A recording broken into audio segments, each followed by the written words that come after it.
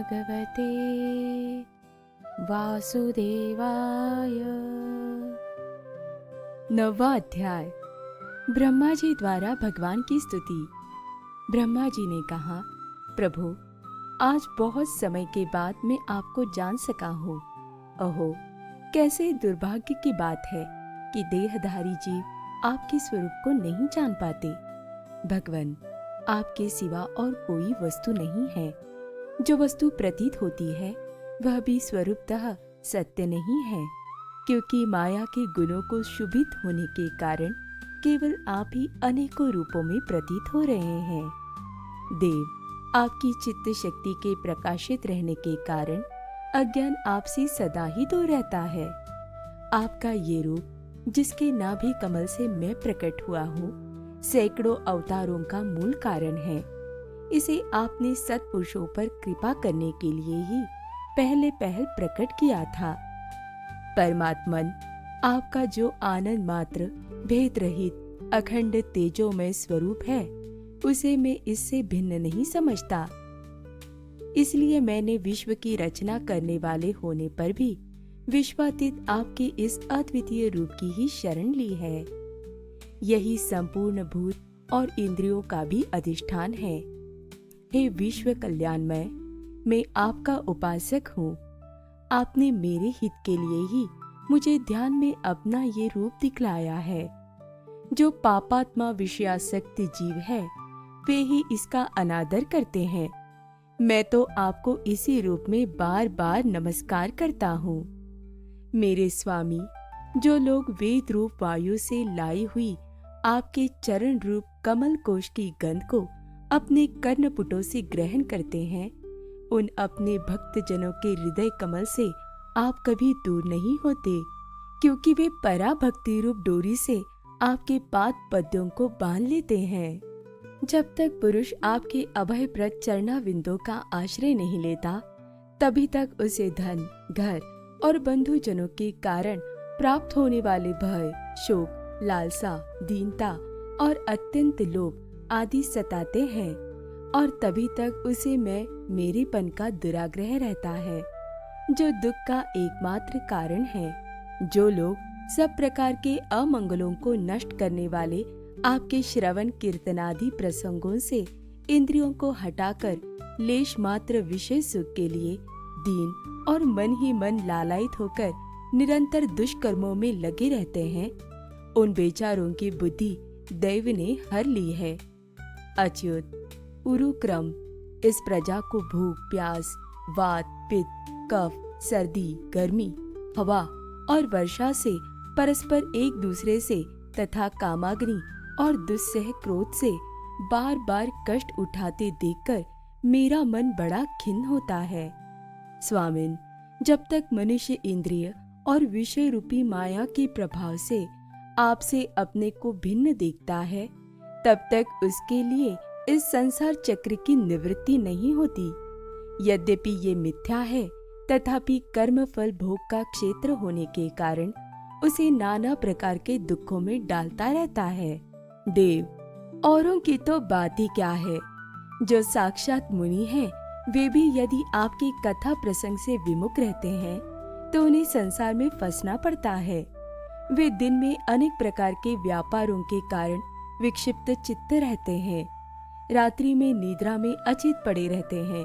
उस समय भी तरह तरह के मनोरथों के कारण क्षण क्षण में उनकी नींद टूटती रहती है, तथा दैववश उनकी अर्थ सिद्धि के सब उद्योग भी विफल होते रहते हैं।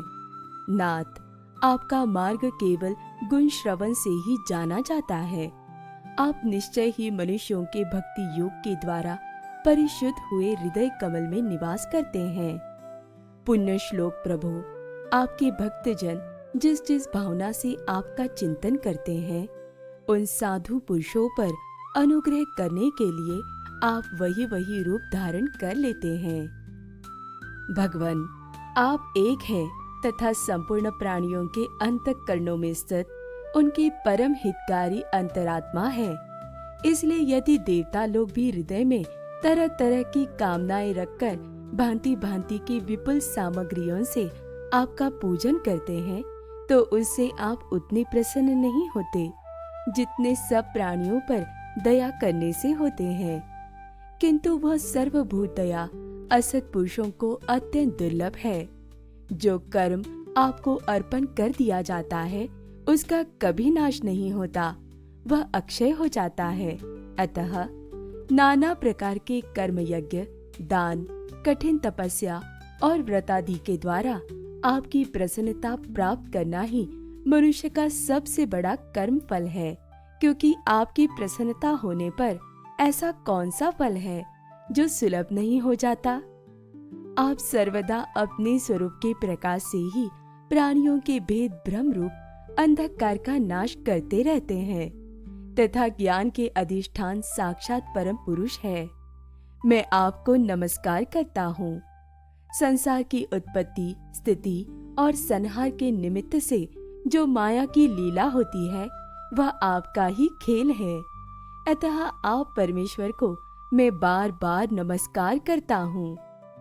जो लोग प्राण त्याग करते समय आपके अवतार, गुण और कर्मों को सूचित करने वाले देवकीनंदन, जनार्दन, कंस निकंदन आदि नामों का विवश होकर भी उच्चारण करते हैं, वे अनेकों जन्मों के पापों से तत्काल छूटकर मायादी आवरणों से रहित ब्रह्म पद प्राप्त करते हैं। आप नित्य अजन्मा है, मैं आपकी शरण लेता हूँ। भगवान, इस विश्व वृक्ष के रूप में आप ही विराजमान हैं। आप ही अपनी मूल प्रकृति को स्वीकार करके जगत की उत्पत्ति, स्थिति और प्रलय के लिए मेरे अपने और महादेव जी के रूप में 3 प्रधान शाखाओं में विभक्त हुए हैं और फिर प्रजापति एवं मनु आदि शाखा प्रशाखाओं के रूप में फैलकर बहुत विस्तृत हो गए हैं। मैं आपको नमस्कार करता हूँ। भगवान, आपने अपनी आराधना को ही लोगों के लिए कल्याणकारी स्वधर्म बताया है, किंतु वे इस ओर से उदासीन रहकर सर्वदा विपरीत निषिद्ध कर्मों में लगे रहते हैं। ऐसी प्रमाद की अवस्था में पड़े हुए इन जीवों की जीवन आशा को जो सदा सावधान रहकर बड़ी शीघ्रता से काटता रहता है, वह बलवान काल भी आपका ही रूप है। मैं उसे नमस्कार करता हूँ। यद्यपि मैं सत्यलोक का अधिष्ठाता हूँ, जो 2 परार्थ पर्यंत रहने वाला और समस्त लोगों का वंदनीय है, तो भी आपके उस काल रूप से डरता रहता हूँ। उससे बचने और आपको प्राप्त करने के लिए ही मैंने बहुत समय तक तपस्या की है। आप ही अधियज्ञ रूप से मेरी इस तपस्या के साक्षी है। मैं आपको नमस्कार करता हूँ। आप पूर्ण काम हैं।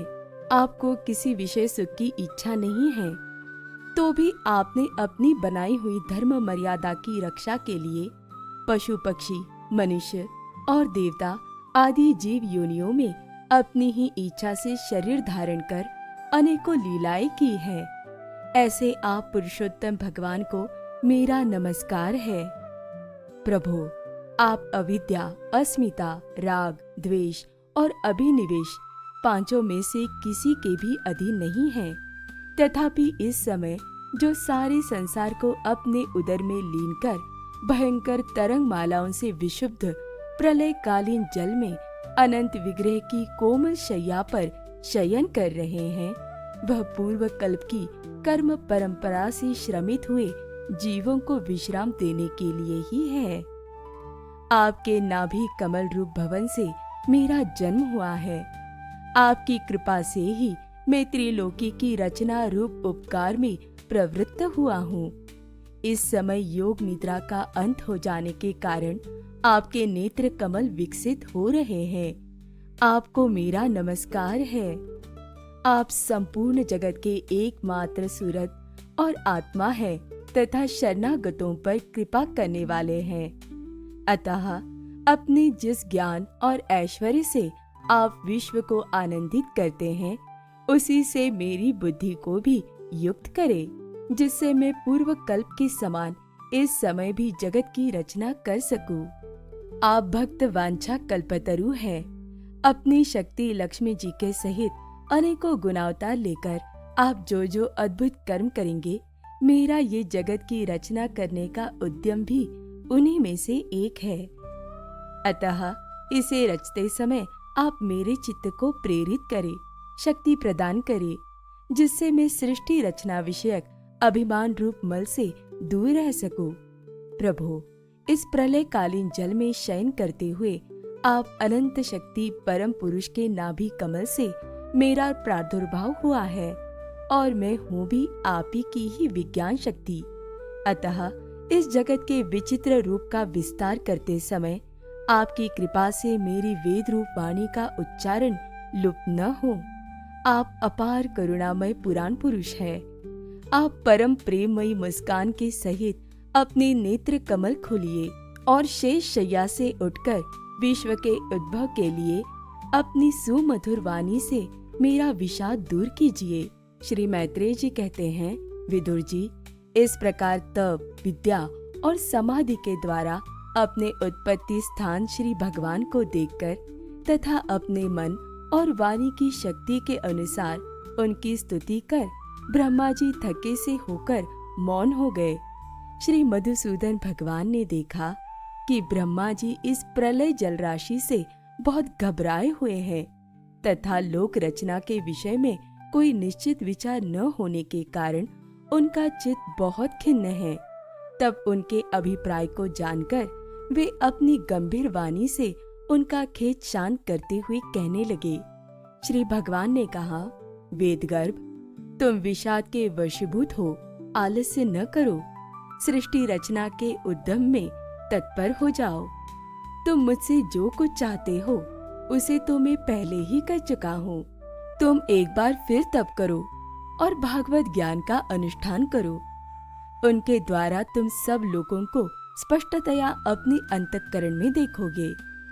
फिर भक्ति युक्त और समाहित चित्त होकर तुम संपूर्ण लोक और अपने में मुझको व्याप्त देखोगे तथा मुझ में संपूर्ण लोक और अपने आप को देखोगे।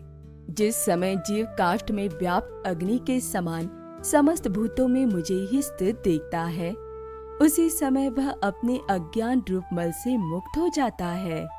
जब वह अपने को भूत, इंद्रिय, गुण और अंतःकरण से रहित तथा स्वरूपतः मुझसे अभिन्न दिखता है, तब मोक्ष पद प्राप्त कर लेता है। ब्रह्मा जी, नाना प्रकार के कर्म संस्कारों के अनुसार अनेक प्रकार की जीव सृष्टि को रचने की इच्छा होने पर भी तुम्हारा चित्त मोहित नहीं होता। ये मेरी अतिशय कृपा का ही फल है। तुम सबसे पहले मंत्र दृष्टा हो। प्रजा उत्पन्न करते समय भी तुम्हारा मन मुझ में ही लगा रहता है। इसी से पापमय रजोगुण तुमको बांध नहीं पाता। तुम मुझे भूत, इंद्रिय, गुण और अंतःकरण से रहित समझते हो। इससे जान पड़ता है कि यद्यपि देहधारी जीवों को मेरा ज्ञान होना बहुत कठिन है, तथापि तुमने मुझे जान लिया है। मेरा आश्रय कोई है या नहीं, इस संदेह से तुम कमल नाल के द्वारा जल में उसका मूल खोज रहे थे। सो मैंने तुम्हें अपना ये स्वरूप अंतःकरण में ही दिखलाया है। प्यारे ब्रह्मा जी, तुमने जो मेरी कथाओं के वैभव से युक्त मेरी स्तुति की है और तपस्या में जो तुम्हारी निष्ठा है, वह भी मेरी ही कृपा का फल है। लोक रचना की इच्छा से तुमने सगुण प्रतीत होने पर भी जो निर्गुण रूप से मेरा वर्णन करते हुए स्तुति की है, उससे मैं बहुत प्रसन्न हूँ। तुम्हारा कल्याण हो। मैं समस्त कामनाओं और मनोरथों को पूर्ण करने में समर्थ हूँ। जो पुरुष नित्य प्रति इस स्तोत्र द्वारा स्तुति करके मेरा भजन करेगा, उस पर मैं शीघ्र ही प्रसन्न हो जाऊंगा। तत्ववेत्ताओं का मत है कि धूर्त, तप, यज्ञ, दान, योग और समाधि आदि साधनों से प्राप्त होने वाला जो परम कल्याणमय फल है, वह मेरी प्रसन्नता ही है। विधाता, मैं आत्माओं का भी आत्मा और स्त्री पुत्रादि प्रियों का भी प्रिय हूँ। देहादि भी मेरे लिए ही प्रिय है, अतः मुझसे ही प्रेम करना चाहिए। ब्रह्मा जी, त्रिलोकी को तथा जो प्रजा इस समय मुझ में लीन है, उसे तुम पूर्व कल्प के समान मुझसे उत्पन्न हुए अपने सर्व वेदमय स्वरूप से स्वयं ही रचो। श्री मैत्रेय जी कहते हैं, प्रकृति और पुरुष के स्वामी कमलनाथ भगवान सृष्टिकर्ता ब्रह्मा जी को इस प्रकार जगत की अभिव्यक्ति करवाकर अपने उस नारायण रूप से अदृश्य हो गए। ओम नमो भगवते वासुदेवाय।